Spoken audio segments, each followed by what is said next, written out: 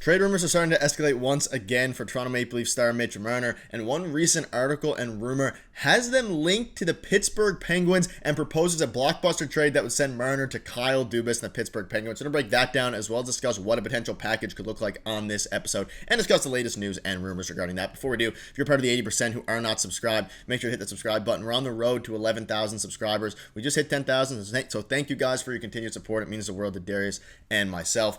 But yeah, make sure to hit the subscribe button. Darius, a lot to go over today. Mitch Marner trade talks once again. We had a video earlier about him and Craig Berube at the coffee shop or the airport or wherever it was having a coffee. We don't know what exactly that entails. What we do know is that there's a very high chance that Mitch Marner gets traded this off season. And let's just get right into it. There's a lot to discuss. There's a lot of different screenshots. And The Athletic dropped an article revealing that the Penguins could be a potential suitor. And you can see this screenshot here. We'll visit this one in a little bit later on in the video. But we're going to start with this here from The Athletic, a three-team trade. So LA to Toronto.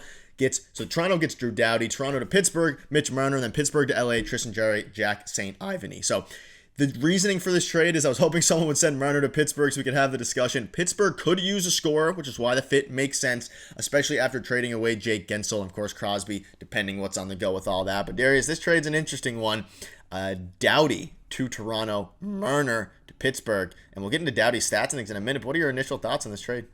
I would have liked this trade if it was maybe like 5 years ago or something. I think Drew Doughty's he's getting a little older, and I still think he's a very good defenseman at the same time. And I mean, he had a pretty decent season this past year, and the LA Kings made the playoffs. And like, again, if you look at his stats, like 50 points in 82 games at his age at 34, he's going into his 35-year-old season. He had a pretty good year. Like, he's still a very good defenseman, but at the same time, he's getting older. You don't want to trade away a 27-year-old Mitch Marner for a guy who's, 35 and really is going to start regressing at this point. So I like the player, but for the trade for the Leafs, it doesn't really make sense because you're not getting any other assets back either. A 1-for-1 swap in that way, at least, even though it's a 3-team deal, doesn't really make sense. Obviously, the LA Kings fix a lot of problems with this deal, with the goaltending and whatnot, and obviously they want to get younger, but doesn't really make too much sense for the Leafs, and I think that's going to be a reoccurring theme with some of these trade proposals. Yeah, very interesting trade from The Athletic here. And again, it makes sense for every team really besides Toronto. And again, this kind of depends on what his value would be. This Athletic writer clearly has Marner's value low, mainly maybe because it's the last year of his contract or whatever it is. Like, Doughty is a very good player. We saw it here.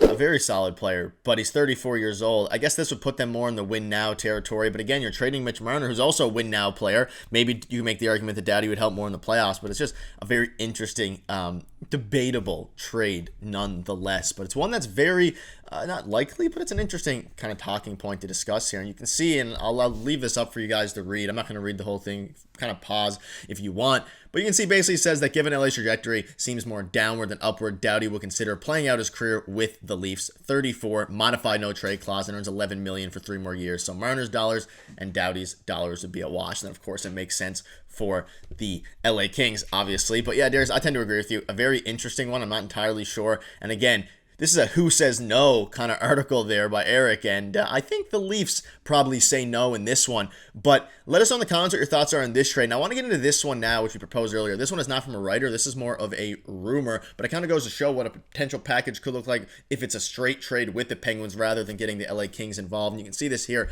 Penguins, Marcus Pettersson, Braden Yeager, a 2025 first and a 2026 second for Mitch Marner. Darius, this one's a bit more interesting. What are your thoughts on this trade? Obviously, you're getting Pettersson, Yeager, and a first and a second, whereas in the last one, you just got a 1-for-1 swap. And that's what I'm saying. In the one with the Athletic, I think if this trade was to even get remotely considered, picks would have to be involved. But focusing on this trade, what are your thoughts on this one? Yeah, the return is obviously a lot better in this one than the proposed 3-way deal with the LA Kings. And I mean, Marcus Pettersson, he had a pretty decent season too, nothing too special. If you take a look at his stats here, 30 points in 82 games this year. But again, a little bit older, on the older side, at least a year older than Mitch Marner. And, he's one of the better defensemen from the Pittsburgh Penguins. Like, if you're going to get a defenseman and defense help, this is the guy you're going to get from the Pittsburgh Penguins. But again, I think he's a left shot defenseman. You need right shot defense help. You probably need help in goaltending as well. Maybe some depth scoring. So yes, Brendan Yeager's good. Obviously, first round pick and second round pick. I would like a first round pick for Mitch Marner, but I'm starting to teeter on the idea of like, I think you need help right now. I think you need a player that'll make a difference right now for you, especially, maybe a defenseman, right shot defenseman, or a goaltender. So obviously the draft pick's good, but I think I'm starting to lean towards you need an impact player in return for Mitch Marner. So it's an okay trade. It's better than the LA one in the 3-team deal.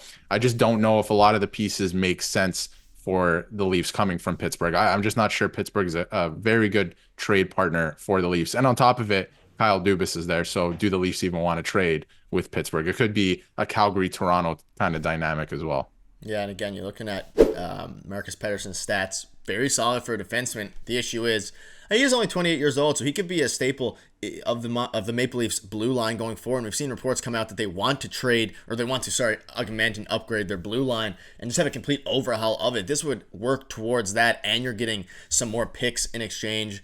You're getting picks, you're getting players. So this one is a lot better than the one proposed by the Athletic article. But now I'm wondering, I'm not saying these writers know what his value is, but Darius, it seems more and more likely that his value is a little lower than maybe we have thought. We don't know for sure. We'll have to wait till the trade happens, but even just a trade being proposed like this, it makes sense on the surface level, but no picks involved for Mitch Marner is a little interesting. It makes me believe that maybe other teams aren't valuing Mitch Marner as high as they would like to because of that no move clause, and maybe his list of teams is a lot lower than we may have initially thought, because at this point, it's no secret that, Berube's happy with the core four. It seems likely that the core four gets moved. One of the core four, probably Mitch Marner.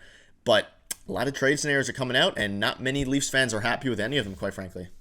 No, and I think it's personally, I don't think it is that. I think Mitch Marner's trade value is really high, and I think a lot of teams would want him and think he's a good suitor for their team.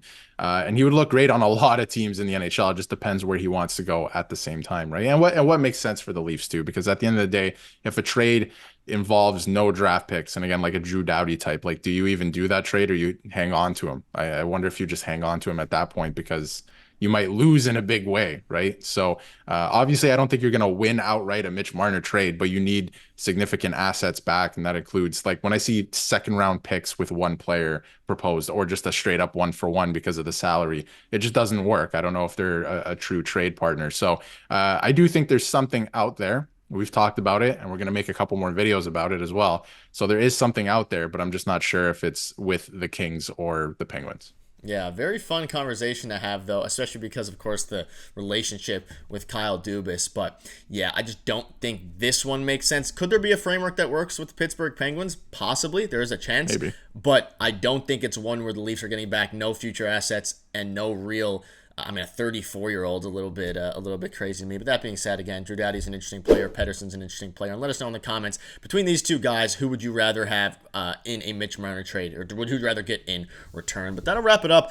Let us know what your thoughts are on this. A lot of trade proposals are going down this article. It seems, whether he has some inside sources, we're unsure, but hopefully Mitch Marner's value is a little bit higher than what we're seeing with this trade. Which of the two trades that we discussed would you prefer? Let us know in the comments. Thank you guys for watching. See you soon.